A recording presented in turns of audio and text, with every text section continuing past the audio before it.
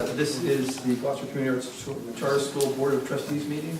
Today is October 10th, 2012. Let the record show this meeting is starting at 6:44 p.m. And also ask everyone to turn off their cell phones, etc. Anyway, so first of all, welcome. This is the time where we offer an opportunity for public comment. Is there any public comment? And thank you. We are being filmed. Also want to remind everyone that we are being filmed during this meeting. Is there any public comment? Gordon Baird. Yes, I want to make a public comment. Better make sure that camera's on me too. Okay? Because there's going to be something that you people aren't really going to want to hear. But I'm going to say it. And I'm going to say it because Deval Patrick inspired me during the Democratic Convention about his speech about bullying. About don't let yourselves be bullied. And I feel that this school, since the 4 years that I have been connected with this school on October 30th, that we have been continually bullied in this city. By the newspaper, by the school committee, but mostly by Martin and Jason. I want to look you in the eye and say maybe someday you can do something that's not tearing something down, but to build it up. And I'm sick to death of being bullied, and it's hurting us. It's hurting our enrollment. I just want to put that on the public record. And I just hope one of you runs for mayor so you can see what it feels like. That's my public comment. Thank you, Gordon. Are there any public comments? Yes. Ira. I didn't hear Governor Patrick, but I feel the same way. But I do want to tell a story. At 5 o'clock,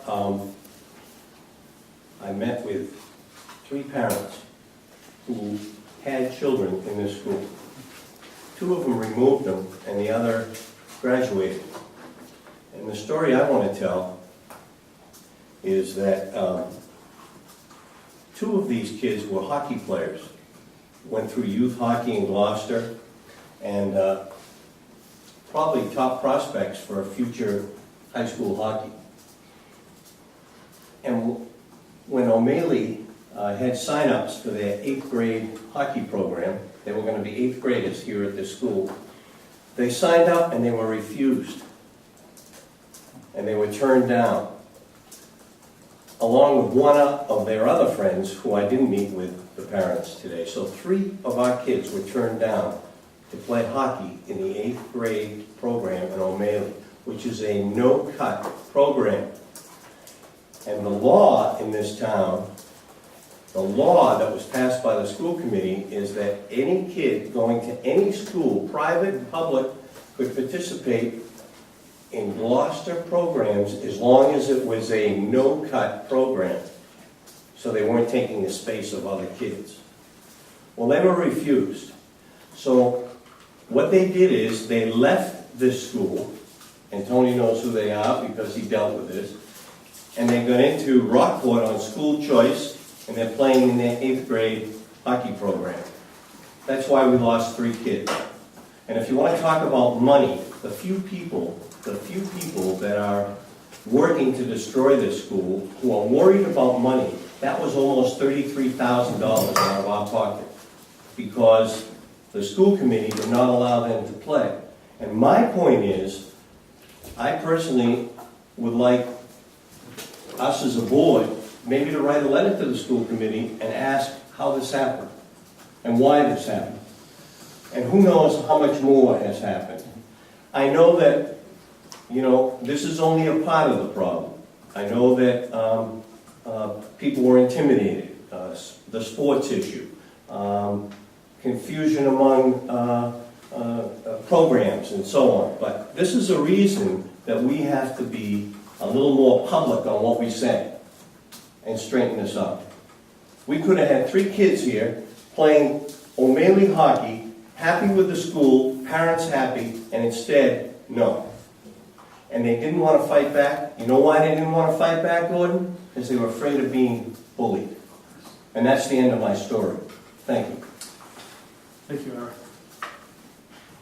Any more comments from the board or anyone else?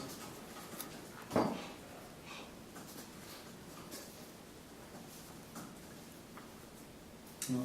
That being the case, let's move on. Second item here is to review the agenda. We will be reviewing and approving minutes. We will be reviewing the state of the school report. We'll have a review and discussion of the fiscal year 12 audit. And we'll have an update, review, and discussion of the transition needs and any possible motions in this regard from the Finance Committee.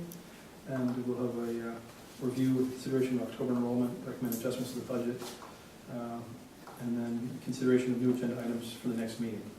And then we'll adjourn. So let's start in with the review and approval of minutes. Dave, you've been circulating a large list of minutes for everyone. I hope the board has taken some time over the last 3 or 4 weeks to review them. Dave's done a pretty substantial job in taking this on and getting this to everybody. I think it's important that we also get the word out that we are looking for a real minutes-taking person, so if anyone on the board knows one, they can use that. But in the meantime, Tony, Through the chair, just while you were on the previous item on the review of the agenda, I don't know if that's the place where, just if we were going to change the order of the agenda, that we may begin with the audit, since we have guests. Oh, I'm sorry, Tony, that's a very, very good idea. Okay, in the interest of accommodating the auditors who have been here quite some time, why don't we table item number 3 for a minute and go straight to Item number 4. Well, we're going to go straight to item number 5. Yeah. Yeah, we're going to skip item 3, 4, and go straight to 5. So again, we're going to review and discussion of the fiscal year 12 audit by Alexander Aronson Finning and Company, Professional Corporation, AAF as we call them, and a motion to approve the audit they have prepared. Gentlemen, Dave. Again, Dave Kelleher, I'm a partner with Alexander Aronson and Finning, and Paul Hubbard, who's a supervisor with the firm as well. And I just want to mention, this will be somewhat summarized for the full board, but we did have a detailed meeting with the management team last week, and also just a meeting before this with the Finance Committee. So again, we'll go through very summarized results of your audit here, but we do have, we have a clean copy here, and for any who don't have copies, we can make copies, have them available for you. So I just pass this around. Let's see.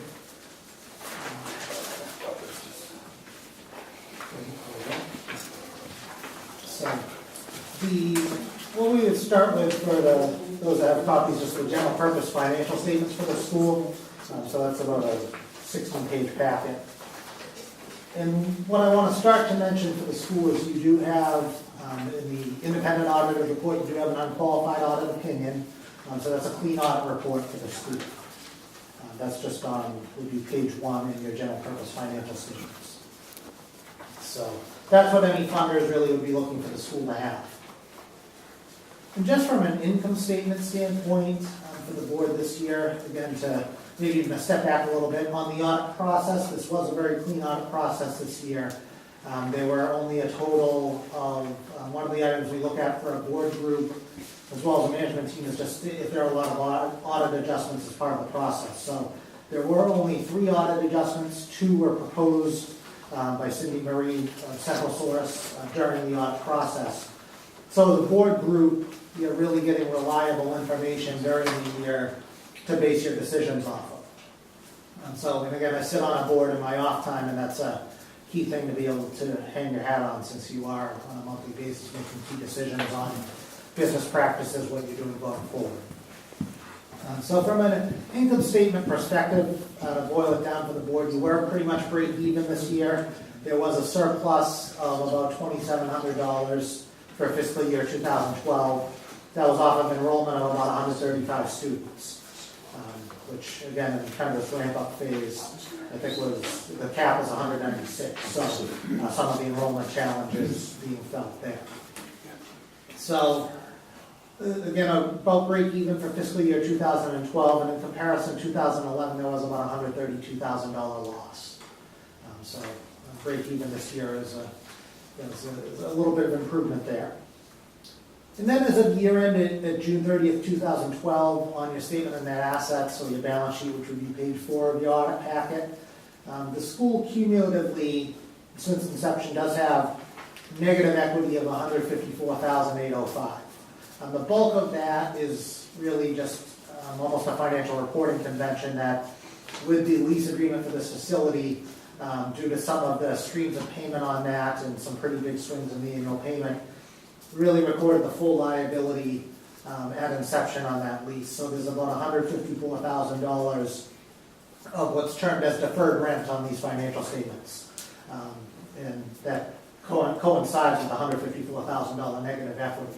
So that being said, the school is really in about a zero net asset position going forward. So we talked at the finance committee and management meetings of really the importance of maintaining that balanced budget, that focus on your cash flow going forward into your fiscal year 2013, because you do have a line of credit, which we have disclosed in the financial statements as of August 2012, but other than that, you just don't have a lot of wiggle room from a financial standpoint right now. So about a break-even bottom line position cumulatively as well. So a year end for the school in total, you did have about $190,000 of current assets, most of that in cash, and $182,000. And also just vendor payables, mostly, as well as accrued vacation salaries to some of the employees of the school, about $190,000 as well. So excluding the deferred rent, you were about 1-to-1. And just for the board, I went into more detail with the finance committee, but one item I would like to point out for the board, just a couple of items actually, but just in page 11 of the footnotes that you have here tonight, and again, we can leave additional copies, but there is what we call a continuing operations footnote.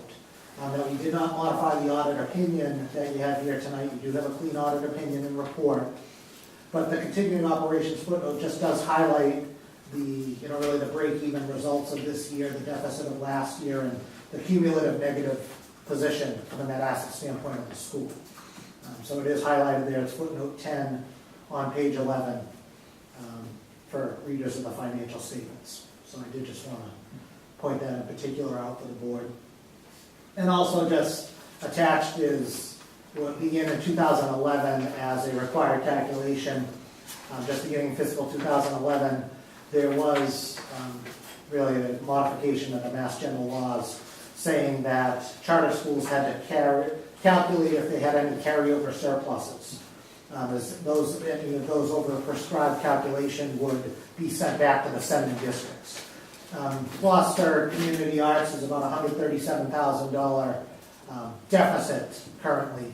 So you don't have to worry about anything being sent back to the sending districts, but again, it's a required calculation attached here is page 12. Does any school send money back? Not yet. I've got a couple who have some decent surpluses on their way Wow. to the 20% calculation. But just in year 2, I don't think anybody is going to yet. Yeah. So what is it, what triggers, excuse me for interrupting, another great question, Gordon. What is there a number that you reached and you were then told, it was like 900,000, did you say, at the earlier meeting? Yes. So if for some reason we had a surfeit of $900,000, anything over that, 20% or 20% of the whole thing would be sent back? How's that calculation done? The calculation, and maybe let's just take a look at page 12, and I don't have a projector, but I'll try to explain it as best I can. What you're allowed to carry over into the next fiscal year is 25% of your actual tuition for the fiscal year under audit. So that for Gloucester Community was about $403,000 for this past fiscal year. You're also allowed to carry over 20% of the projected fiscal 13 tuition, which was about $510,000. So that's where we were getting a number of an allowable carryover of $913,000. So on an annual basis, that number will change going forward, but that's really the two numbers on page 12 that each charter school is allowed to carry over into the next fiscal year. Anything over that $913,000 would need to be sent back to the sending districts, dollar for dollar. Yes. So, other than let's assume we have the $900,000. We can keep that plus the 11,000 X number of dollars per student that comes next year. Yes. It isn't subtracted from that. Correct. Correct. Everything next year, that's just calculating as of June 30th what each school is allowed to carry over without having to send back to the districts. Okay. So as you said, going forward, your first quarter tuition payment, that's not, you'd be allowed to keep everything there. An interesting dream, Yeah, though. that's a good Yes. point. Thanks for asking that question, Aaron. Yeah. Yes. We gotta think positive. Exactly. It is a newer calculation as of last fiscal year, but just something that is going in as part of the financial statements. And so probably what I just want to take a couple minutes, Paul Hubbard might just want to go through the management letter and kind of the comments to the board of directors. I'm not sure if anyone has any questions on the financial performance of the school, if you will, for fiscal year 2012. Just that it looks like we've improved. No, Performance. there is definite improvement there, and again, as we highlighted for the finance committee, and really pay down of the vendors and the liabilities by about $113,000, I think was the total number year to year. So, as of the end of 2011, you did have about $290,000 of vendor payables and accrued expenses to employees, and you're down about $190,000. Right. And like any startup, at the beginning, you tend to have more expenses, and the fact that we've paid them down is a good sign. That's right. So, As well as that break even for the year. You're current, so yes. there are no, there are no vendors that are overdue. All of those payables that were outstanding from FY11 have been paid, with the exception of Colleen Hawaii, which has agreed to payment terms. So we're in good standing with all of our vendors. We have good credit. We have a great line of credit. So, we just need to just keep pushing forward. So I think we're in good shape that way. I think the board has to thank not only Cindy and Tony, but the finance committee for, staying on top of this. And these guys are looking the other way. And Rick Crowley, Far from looking the other way. It doesn't get anything. Like you're such a They're good. the Gestapo. Oh, James, can we mention Rick? Absolutely, sure. Rick Crowley, who's our I took over for last year, agreed to waive $10,000 of his fees. So that was quite a big, donation to the school. That's great. And I think he should be recognized for it. Is it tax deduction or? And he continued to help us Rick as well. Crowley, who's a CPA himself, I Should be a believe, tax deduction. does a lot of work in the private sector. Was very, very helpful during the initial years. And I think it was, his work was really completely devoted, and he did quite a lot for us, and it was terrific to have him on board. I will say that as we became a bigger organization, I think Tony's decision to move to Central Source, where we have not only Cindy Marie, but Beth also will be a wonderful extra kind of faculty for us to have, pun intended, but it's terrific to have that, especially with Tony's transition coming up, where we will need a very, very strong hand in terms of financial management on board at all times, which we have within no uncertain terms. We have great financial management, so thank you. And the proof of the pudding is right in this document. Okay, any other questions? We can move on to the management letter. As we went through with the finance committee earlier and with management meeting last week, we had a couple of what we call significant deficiencies during the year. One was around the Title I documentation. When you receive Title I funding this year, we just recommend that there be a policy in place to determine which kids are targeted for the Title I. Because when we asked for documentation around that, we weren't able to get any. However, we recommend that policy be put in place. The second one is debit card transactions. Just to note that the debit card was canceled subsequent to year end, but during the year, we picked 3 months worth of statements, and I believe, there were about 32 instances where there was no backup for it. So, just keeping, in general, backup for all your expenses is good best practice. So, going on to the one that's titled page 1 at the bottom. We just note some items that were addressed from the previous year's audits, that you obtained a line of credit. The MTRS contributions are, submitted timely and accurately. There are monthly and year-end closings. Minutes of the board meetings were approved throughout the year.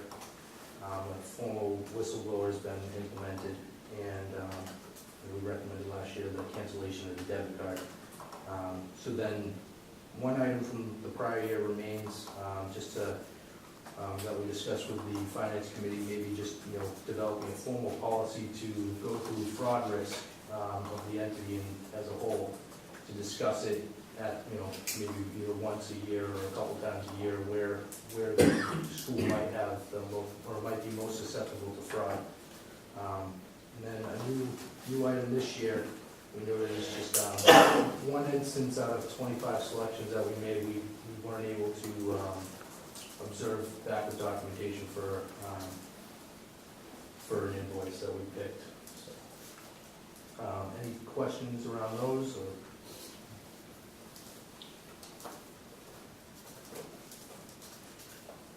Okay.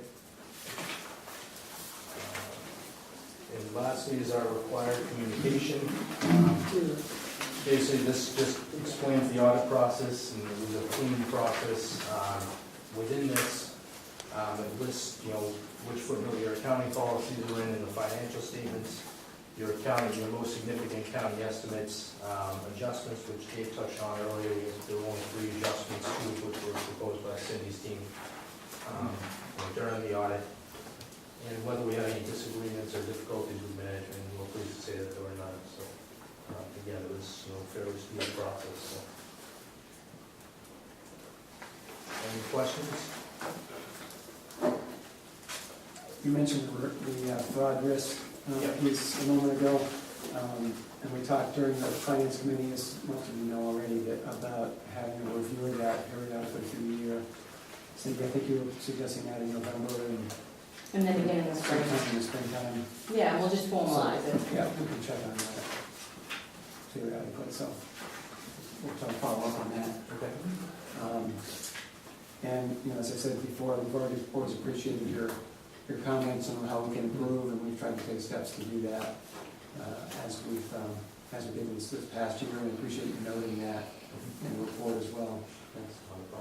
Thank you very much. Thank you. Okay, any other questions for our auditors? Anything else? If that being the case, I'd like to put forth a motion to accept the audit, which has been put together and presented to both the Finance Committee and the Board of Trustees. And do I have a second? Second. Second. Any discussion? All in favor? Aye. Okay, record show. So moved.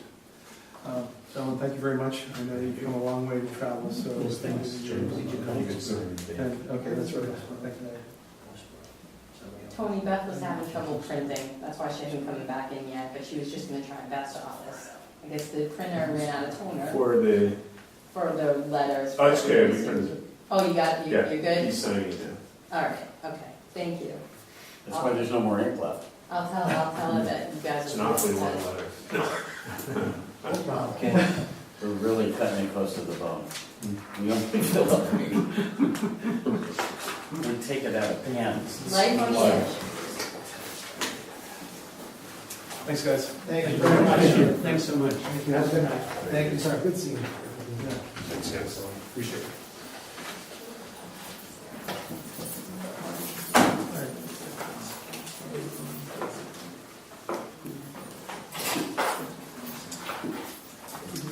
Okay, with the completion of item number 5 on the agenda, let's go back to item number 3, which is a review and approval of minutes. Dave has a list of minutes, everyone's had a chance to read them. So, Dave, do you want to go through item by item? Which ones do we hit the vote for each one? Or can we?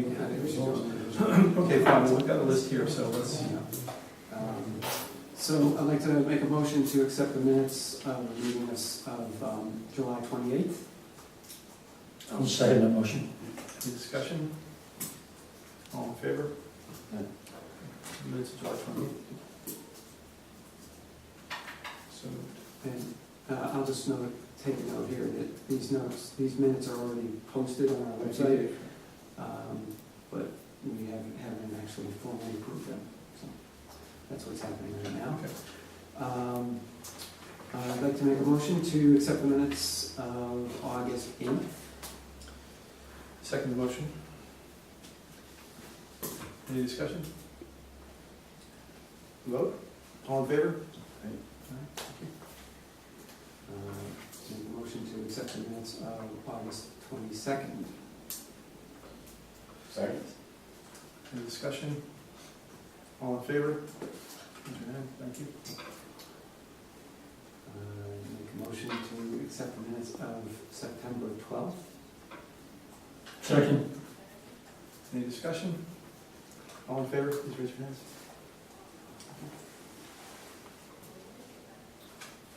And a motion to accept the minutes of September 15th. Second. Any discussion? Yes, Dave, you're incredible. Any further discussion? We have a show of hands in favor, vote. Make a motion to accept the minutes of September 22nd. Second. Any discussion? All in Dave, favor? you're monotonous. Raise your hand. All in favor, raise your hand, please. Thank you for. And finally, least but not least, I accept the minutes of September 26th. Second. Any discussion? Does that actually catch us up for all the prior For minutes? board? For the board? That's, executive. that's sort of an accomplishment. Is there a vote on that? All in favor? Yes. Thank you. All right. Great job, Dave. Thanks very much. It's one of the things we need to. So I'll make another appeal, since I'm all present here, that, to get the word out that we have actually a paid position available for minutes taker. What is the So pay? we need somebody who obviously has writing skills, has the ability to understand some of the, at least periodic complexities of what we deal with, and summarize that. So if you know of people, you can certainly have them speak with me, or have me call them, whatever it might be. But we do need to make a move on this before the next board meeting. If they are just typist type people and not interpretive, I mean, I have It's some. gonna be both. Yeah, see, that's why I I haven't think done you the need second both, person to yeah. you. Do you have any idea what we can pay them, or I think we're talking about $25 an hour. negotiable? Is that too high? I think we're talking 15. I'm sorry, Dave. I'm thinking, excuse me, forgive me, that was the, $25 was the amount of money it cost to. That's what the orders. Forgive me, okay, I retract that statement. Right. What is it? Yeah. It's about So 15. roughly $15 an hour. Yeah. Yeah. All right. I'd just like to underscore the pressing issue of relieving Dave of 15 hours a week assembling minutes. He, as many other people, are working full-time, and it's time that the rest of us who have time to think about this find somebody to replace him so that he can get on with his life. Okay. How many hours Hours a month? a month? I think we're talking between 10 and 15, probably, to attend meetings. We're talking the subcommittee meetings in addition to the board meetings, and then some time to write up the minutes.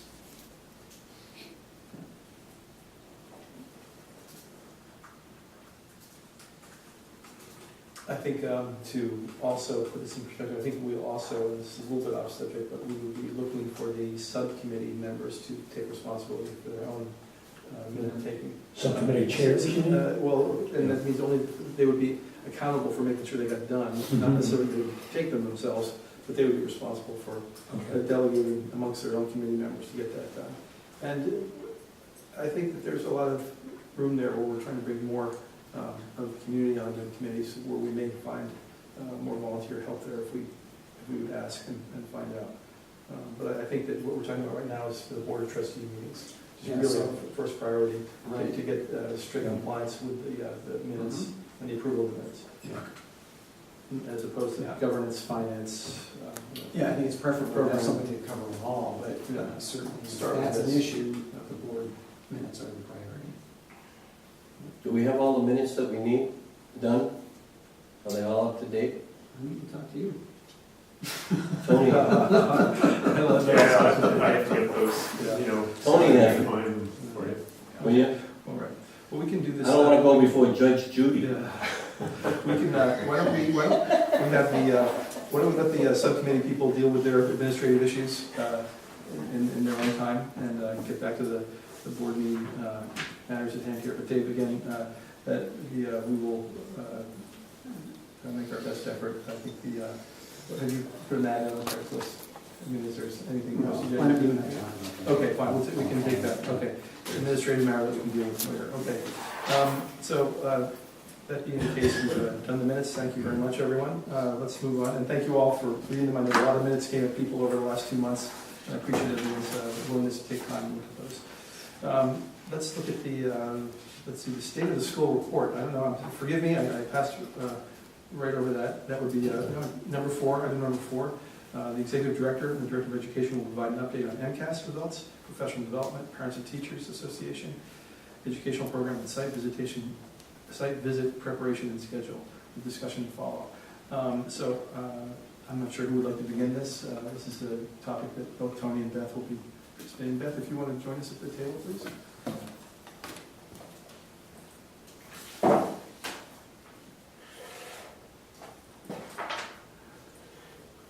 Tony, do you want to, who would be It doesn't matter whichever order you want. Okay. Beth, do you want to start the discussion? Sure, I left my pen back there, so which one do you want? Can you just give me a? Sure, exactly. So the topics are an update on MCAS results, professional development, the Parents and Teachers Association, educational program, site visit preparations, and schedule. Schedule meaning what? The school schedule? What schedule? No, it's just the site visit. The schedule for the Oh, site. for the site visits. visit? Okay, sorry. Got it. Yeah. Okay, Yeah. well, I'll start with what's not complete. Okay, sure. That is, I'm still working on the MCAS work, and will be doing so this week. So I don't have more to really add to that other than what was already in the paper. Everybody knows what we know, but in terms of analyzing it and moving it forward to really questioning, helping the teachers and guide the analysis, that's what I need to do, and then have the analysis with the teachers. But we completely understand the importance of that. That will actually guide a lot of the work that we'll do in terms of curriculum development and actually Title I, for example. You know, what areas do we need to really focus in on? So we're aware of the importance of that. PD, I'll tell you one of the great benefits, This is professional development. professional development of working at the charter school. It's such a blessing to be able to have 3 hours weekly to work with your faculty on professional development, on building really a team that cares to really question teaching and learning on a weekly basis, and it really shapes the rest of the week. So it's pretty dynamic and exciting to be a part of that, and just a pleasure. And every week we've been, maybe next time I should really bring you some agendas just to show you that. I think, again, I say it a lot, but I care a great deal about evidence. I document a lot of things, and I do it because it demonstrates a level of expertise and professionalism in the field of education. And the agendas tell quite a story. So I'll do that in the future. I think it's more than even what I could talk about. You know what I mean? It generates a good conversation. Beth, could you give us just a taste of, a sample of one meeting that you had recently in the last couple of weeks?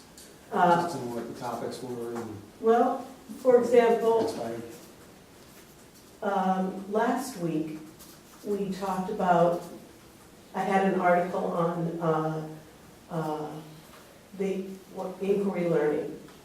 And it was really it was a small article. So that was even fun too, to be able to read something that was 3 or 4 pages long and bring it to the faculty and have a text-based discussion around it. So again, a lot of the protocol work that I do is reinforcing how do we talk about inquiry. It was a little on the redundant side, in an inquiry way, we were reading about inquiry and the importance of that in the classroom and in how we think. And I was talking to them about, if there's anything that I hope this year brings is that I hope I can instill some curiosity, that I know that the teachers are curious individuals, because if they are, then I know that the work that they do with students, that they'll be valuing the same thing. So we had an interesting conversation about this article talked a lot about the importance of knowing your children where they are, that's where inquiry begins. And that we had this great conversation. Then I had an interesting, actually, a rubric that demonstrated where are you as a teacher in your inquiry process. So if you are a lecturer, straight lecturer, you'd be over on the left side. And if you were more of an inquiry-based teacher, it would show the teacher would speak for 95% of the time. And if you were over on the very right, it would be just the opposite. The children would be speaking for 95% of the time. And this was about Socratic seminars, sort of thing. That was the guidance of this rubric. So it allowed us to just take a look and say, where do you really fit in? With a number of different ways in which you teach. It wasn't just the speaking piece. And we talked about, well, what would it look like if you maybe moved one column over this year, or maybe 2? And so it was just a good way to take a theoretical idea, if you will, which we started with, talked about it from the point of view of our own practice inquiry, but now looked at it on a continuum, and where do you really fit. So that was just a smidgen of that meeting. And that was the meeting where, all of you have gotten the Monday memo this week.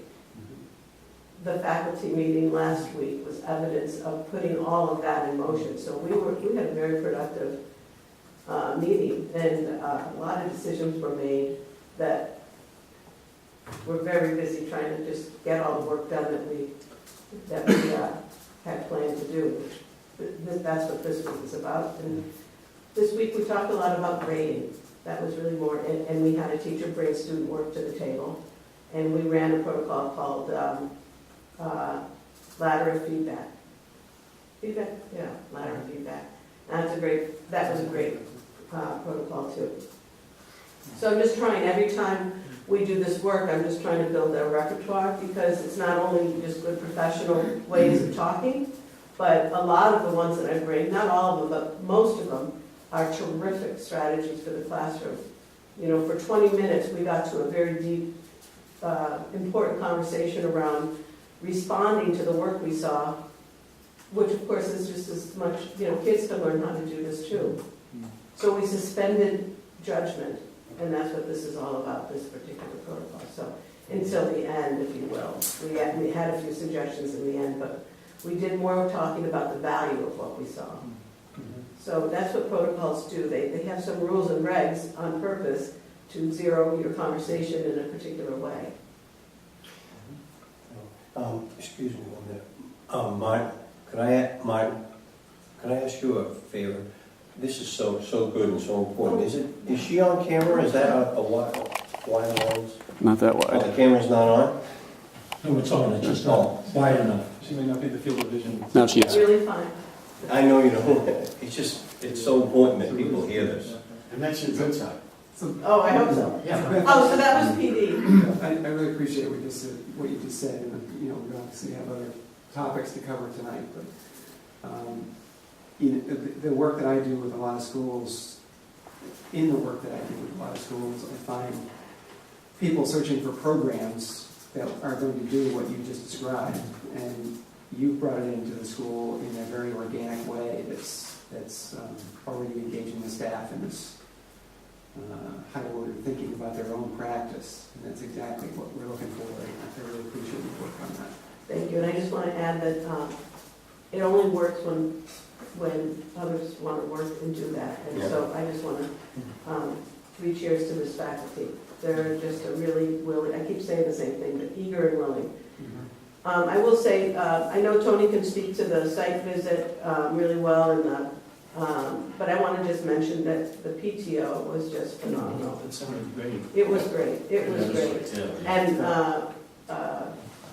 we had our first meeting. I really didn't know how it would go because, you know, it seemed like it needed a little revitalizing.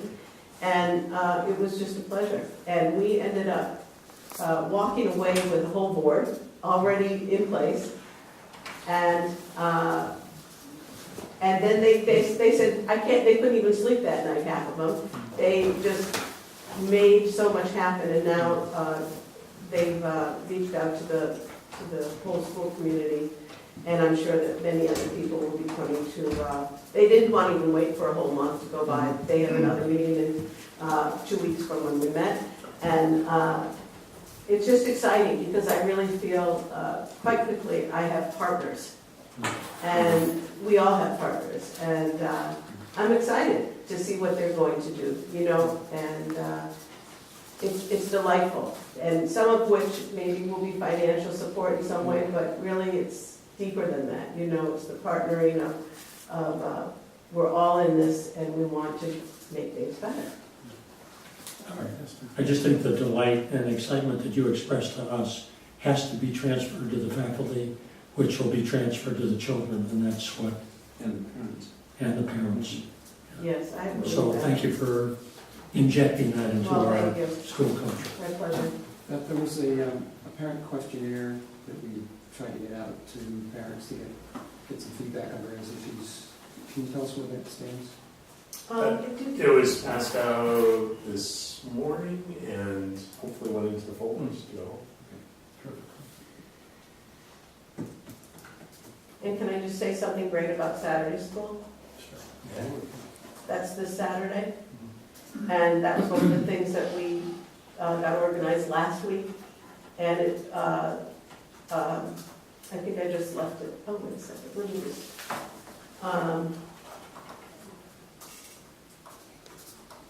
it's all on the culture of Gloucester. The teachers wanted to do a theme. And so it's all on the culture of Gloucester. And the teachers have defined different workshops, which tomorrow I'm hoping to get to the students and also send a digital copy home to parents in case they want to have a conversation with their children. But on Saturday, 4 things will basically happen.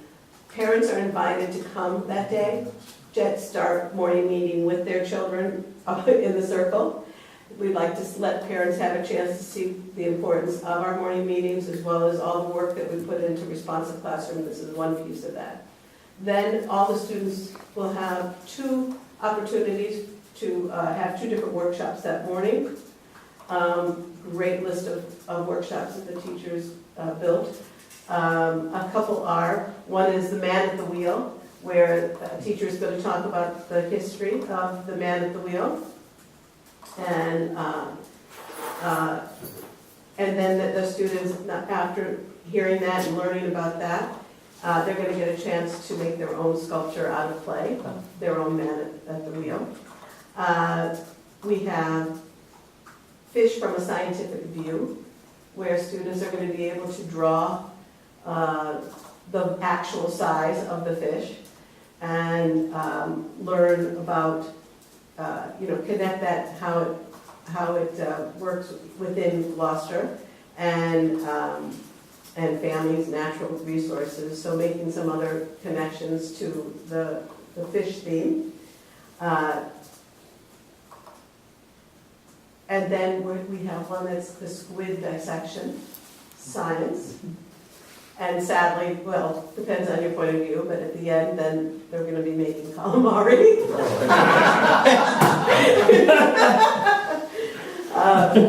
No waste, right? Well, as I was telling a friend tonight, that it's sort of the green idea, if you want to consider that, recycle.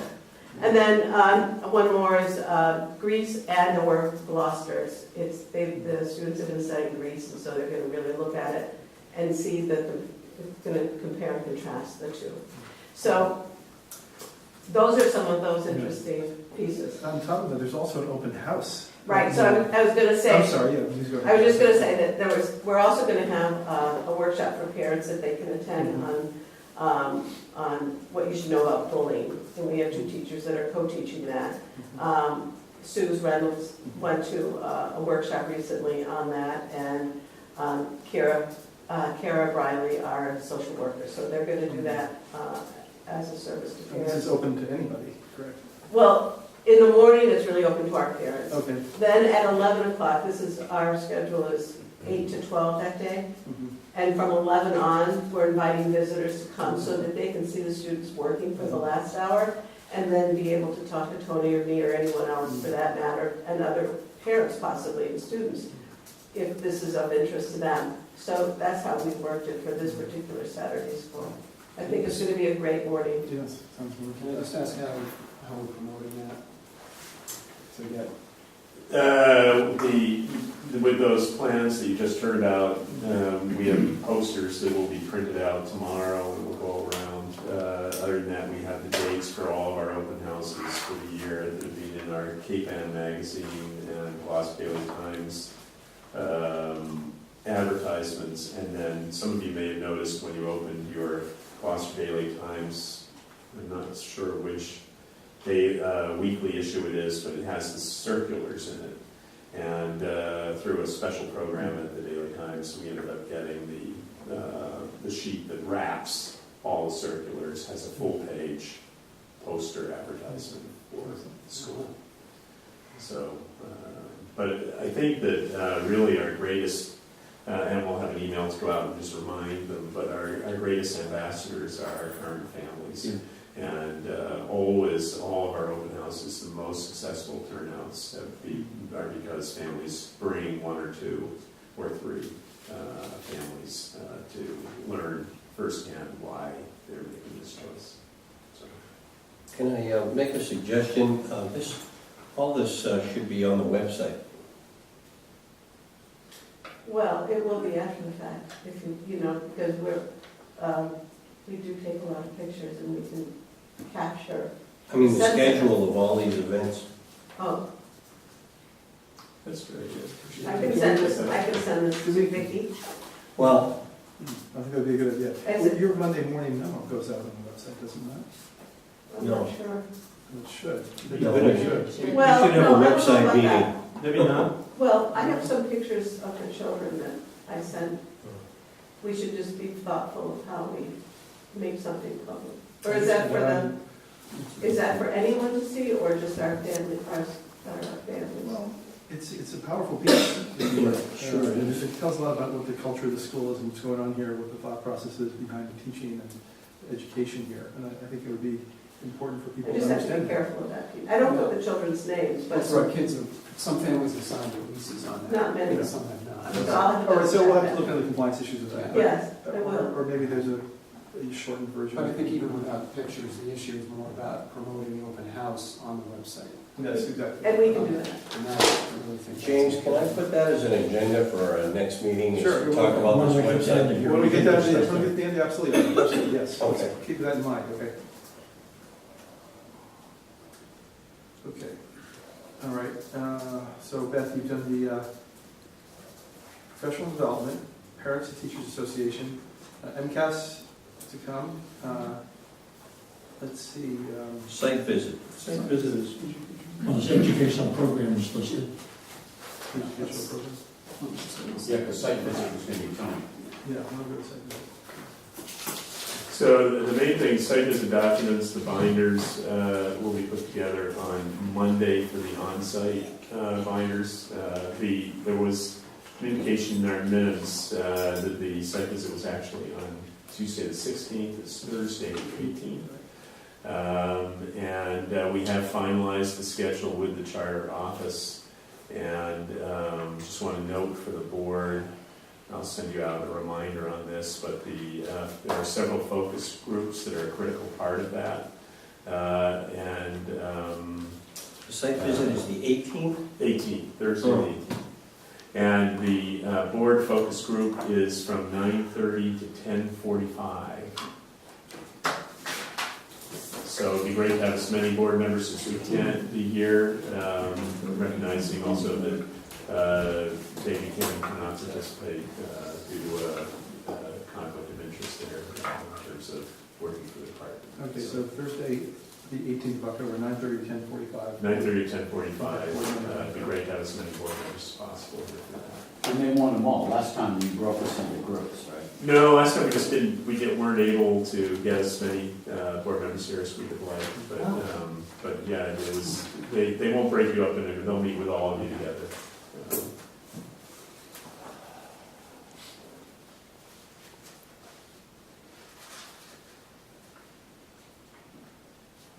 We're actually excited about along with the ESE members, which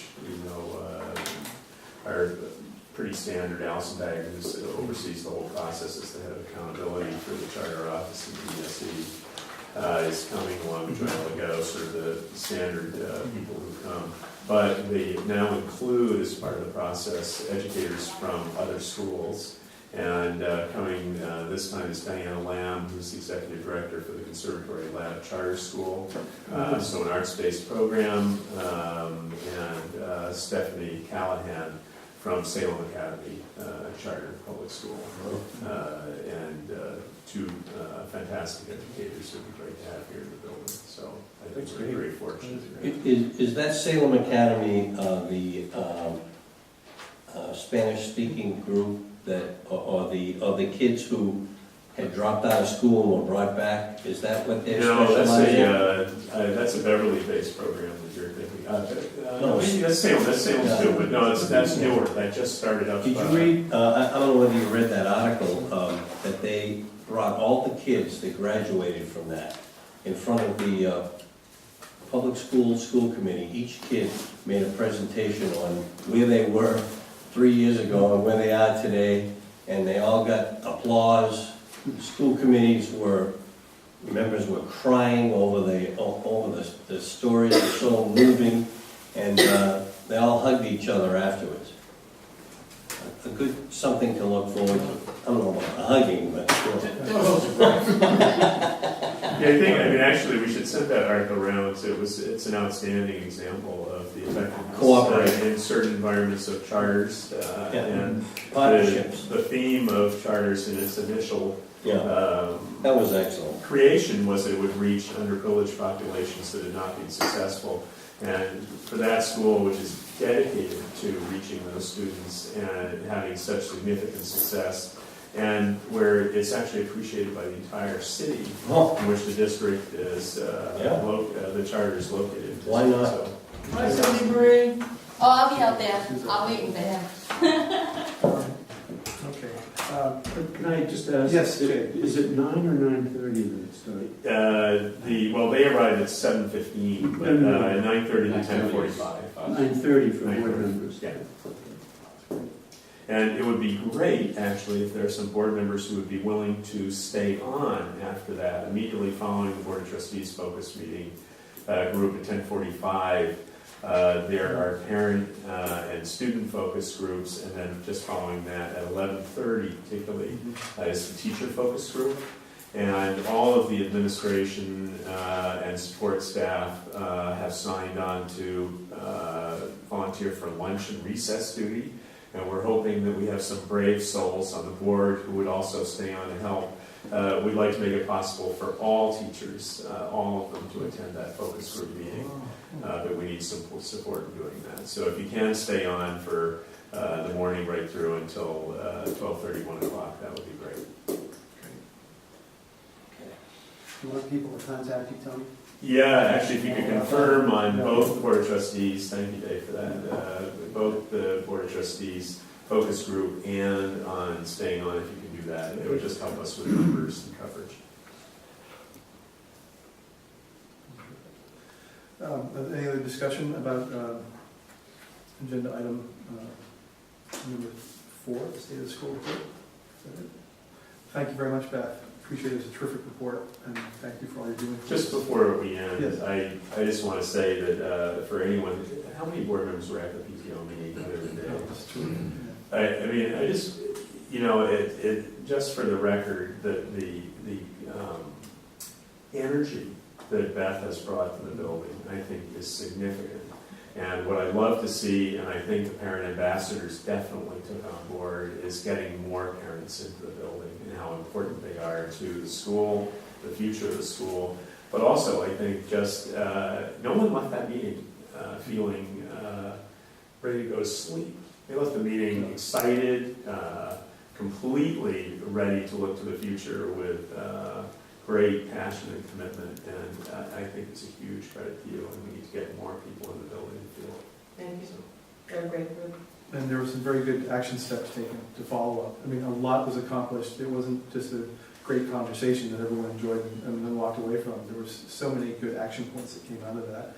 And it's just really the right way to run a meeting and conclude one, is to have people understand what they have to do. You had officers elected at the end. You had just so many things happen. They're hard to keep up with. Yeah. They're now a force. Yeah, that's perfect. Force of nature. Yeah, exactly. That's terrific. That was a great meeting. Thank you. You're welcome. Yeah. Okay, well, let's go on to the next item. Let's see, we're going to update and review the discussion of transition needs and any possible motions in this regard from the Finance Committee. Did we on the Finance Committee vote those motions or vote to recommend to the board to pass? Well, that's what I put that, just That's a great I question. did put that in there There was because I some of a wasn't safety sure. backup plan, exactly. Tony did this, we did vote for it. We didn't Yeah. vote for the motions to, in the Finance Committee meeting that happened before this, with Tony's transition happening, we have an issue, which is a very important check and balance compliance issue, which is signing checks. It's very simple, but it's a very important aspect of good, proper financial management. And right now, we have 3 people that sign checks. Tony can sign any check up to, is it a $5,000? Up to 5,000. By himself. And then if he needs it, then an additional signature is required after that, in which case Art and I have been available to do that. With Tony leaving, it's still highly recommended that we have 3 people to sign checks. And again, this is an administrative matter, but it's a very important one, especially in terms of risk management and such. Should a large check need to be signed, and should there only be 2 people left, and one of them be missing, then we wouldn't be able to write a check. And we did inquire with Cindy Marie how often this situation might come up. And said, well, she normally sits down and writes a batch of checks every 2 weeks. Things happen, and we are, on the basis of a recommendation by AAF, our auditors, we are not using debit cards anymore. So all the more reason to have a check writing facility. And so what we did at the Finance Committee meeting was we voted to approve to have Beth act as the 3rd signatory for Art and I. We also did have the language as such that it didn't matter what level of check that someone could sign on. I mean, there's still a $5,000 level required for 2 people, but it's not like one person only signs up to $5,000. It could be any person. So we have a very, very good flexible system for that, depending on who's in the building. Yes, sir. So does that mean no matter what the volume of the check, 2 people need to sign? No, if it's over 5,000, 2 people definitely need to sign. What it does mean before, if Tony was signing the checks for 1 to 5,000, and I could have signed them also myself, but the idea is that anyone can sign at 1 to 5,000, and then any 2 people would sign at 5,000 and above. Okay. I've made this much more complicated than it is, so forgive me. But No, just going to Gordon's initial question, though, I just wonder if, and this is the reason I stuck it in here, was that most committees are not empowered to actually make those decisions. And so I wasn't sure with the Finance Committee, and so I put this in, and I would actually recommend that even if it's redundant, that redundancy in this particular area is probably a good thing, and that all board members have a financial responsibility for the institution. So even though finance committee in their collective wisdom have actually voted and approved it. I would recommend that we have a full board vote on each of those motions. Absolutely.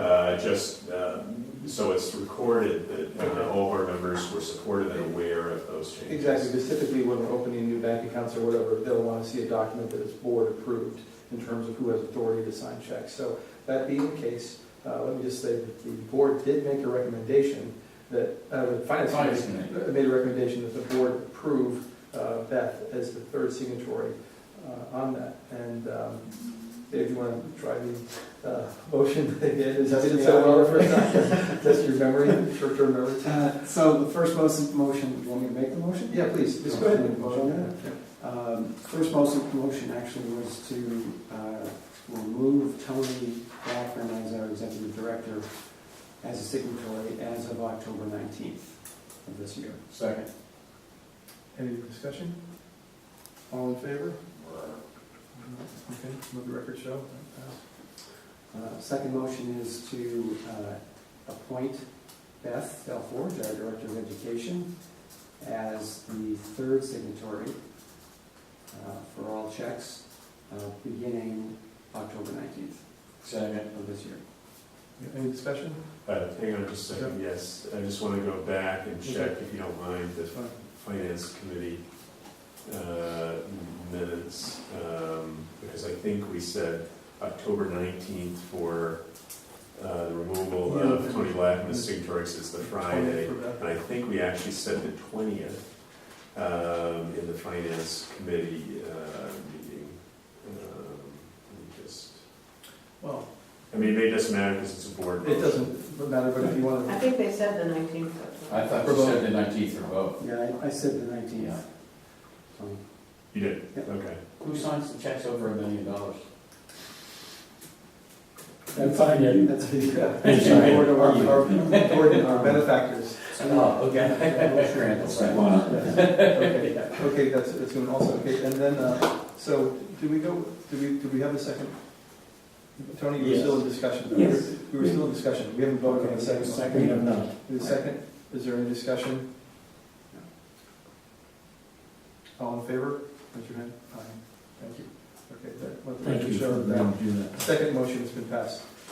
James, can I Yes. just say that I want to be able to give you the way I write my name, it's all one word. Okay. So that's important, I think. It's not like a capital F or separation.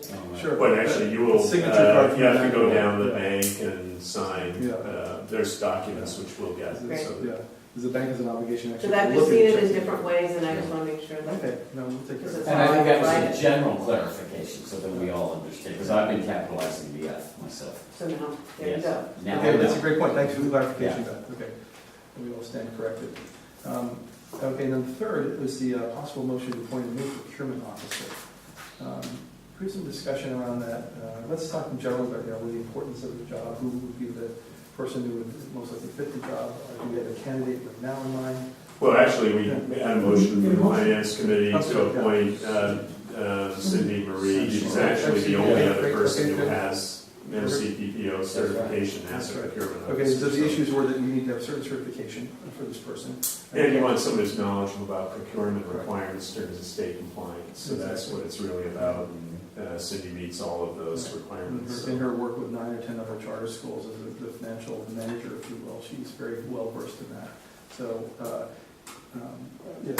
I'd like to go back to the second bulleted item. I may have missed something. It says, possible motion to adjust the level requiring 2 signatures for school checks. Does that word level mean the amount of the checks? And did we It does, approve that? it does mean the amount, but we did not approve a level adjustment. So we're not $5,000. Yeah, we're keeping it at 5,000. One signature for anything up to 5,000, 5,001 cent and above Mhm. would be requiring 2 signatures. Okay. Thank you. No, thanks for asking the question. Okay, so I would like to propose a motion that we appoint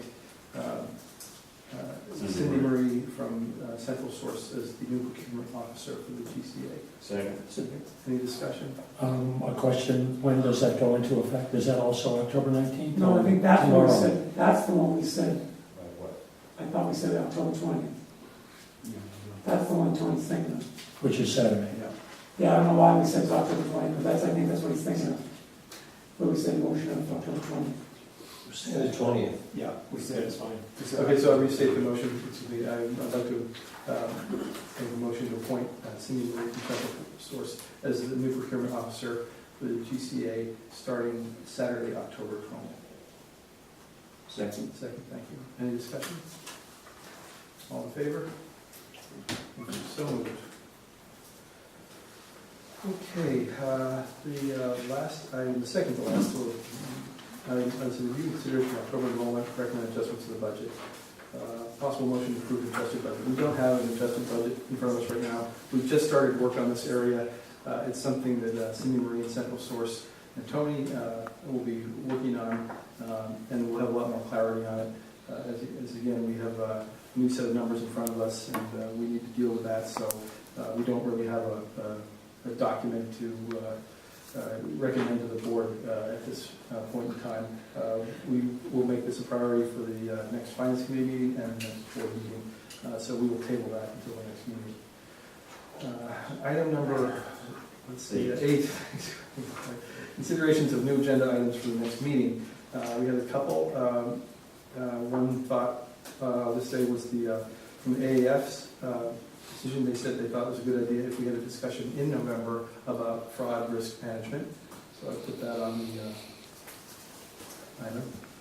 Website. We talked about the website. Okay, that's great. Thank you guys very much. Okay, so the website, that could be a very multi-layered discussion because I know there are some people having some issues finding things like the minutes and the postings for these meetings are. And there's a lot of. I think there's some good issues to discuss there. We don't have to go into them right now. We'll just leave a time open for it. I have an agenda. I don't mean to get too real here, but is it possible to ever talk about your good friend Kevin Turner? We can talk about people who might potentially support the school at other times.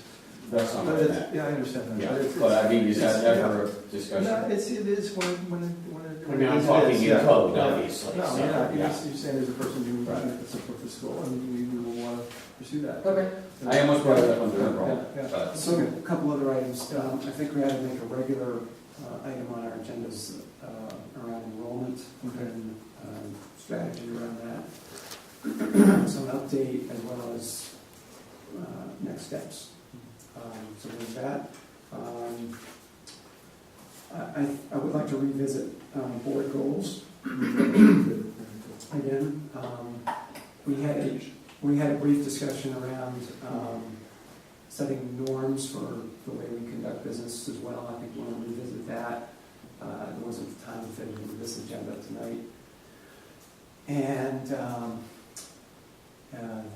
the other piece I think we all want to talk about eventually also is setting up an evaluation for Director of Education for this year.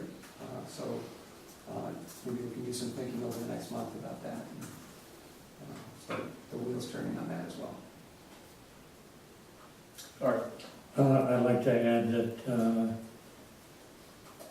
we should be thinking carefully about a new board member before the end of November, possibly, and perhaps another, as I don't know if it's Dave's email or somebody else's, but we have to expand our board. Right. I think that's a primary item for the governance committee to delve into. I believe there'll be a governance committee meeting sometime between now and the next board meeting. Is that in the cards? Yeah, we could, yes. Okay. And then that would be great to have the governance committee come up with a recommendation, or even a person, to the next trustees meeting. So that would be a wonderful way to handle that. And so that's terrific also. Just thinking of any other updates here. Beth had talked about bringing agendas in from the professional development. I'm not sure if that's appropriate for the program committee itself or the full trustees. I'm sort of open for both. I think it would be good for both committees. I think not all board members attend the program committee meetings. I go to them, seasonally, but not regularly. And I know it's a big help for me and maybe some others to hear that. So I wouldn't certainly discourage that, but I'd encourage it.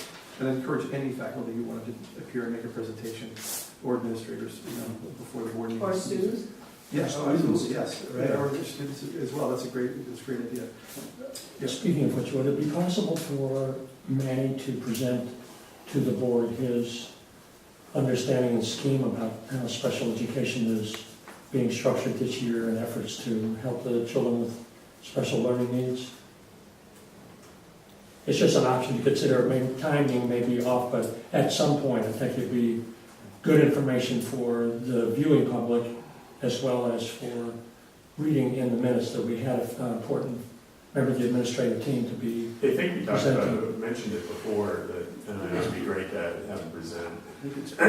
The other two things are that we still have a requirement for ongoing OML and governance training. So that, at the very least, by the next meeting, we should have that organized. And I'm happy to make some calls, and James, maybe if you could give me a hand with that, Sure. in terms of possible organizations we could use for that. Yeah, So we're looking for a third-party group to come in and train the board specifically. yeah, Okay. and it's actually a requirement Yeah. still. that we So do does that. this lead into a discussion of maybe a board retreat type meeting or something? Yeah. Where we could sort of get everybody on a developmental track. I know Dave and others have talked about the general, and Art was just going there as well as a board development kind of initiative. And I think this might be a good place to start that. So let's definitely have an update on that by the next board meeting, on the progress we've made from that together. Tony, that's a terrific idea. And the other thing we had done last year, which was that we had teachers come in and present some of what they've done. We've had Shay Cashley, and we had Holly Mikowski last year, and I think it's a very positive thing to do, and a great way for the board to make contact with what's happening. And kids. And kids, actually, it's wonderful. Yeah. It all comes around, okay? Yeah, that's finally people. That's good. One other idea, Yes. we've got 3, 6, 9 already, so I don't know if we'll be able to get all 10 ideas. It's really a full meeting, yes. I think it'd be terrific in terms of public relations and recruitment and enrollment to have maybe the president of the PTO or PTA come and give a 5-minute presentation on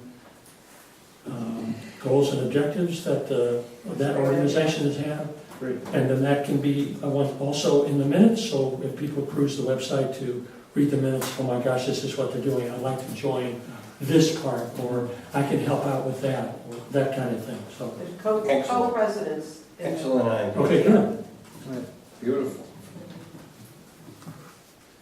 Okay, that's a pretty good number. Any other ideas? Okay, you finished early tonight. Well, no, I was just saying, well, that's the idea, is that we keep these, we try to get the, You can have 35 Important minutes to the next discussions. meeting. Would you entertain a motion to adjourn? let me just see, so we've done all that. Sure, I will entertain a motion to adjourn. No, I'll make a motion to adjourn. I'll second that motion. Second that motion. Any discussion? All right, well, thank you all very much. And, It's like an excess budget item. I would just We have like to 35 minutes. Yeah, right, we had 35 budget items. You have to say, I was just gonna say, before I adjourn the meeting, I just want to note that this is Tony's last board meeting as our executive director, and it would not have been possible for us to get this far without your help, Tony. This has been a long, and you have done a great job leading by example. You have carried a very, very high ethical standard for the school. You put the students first time and time again.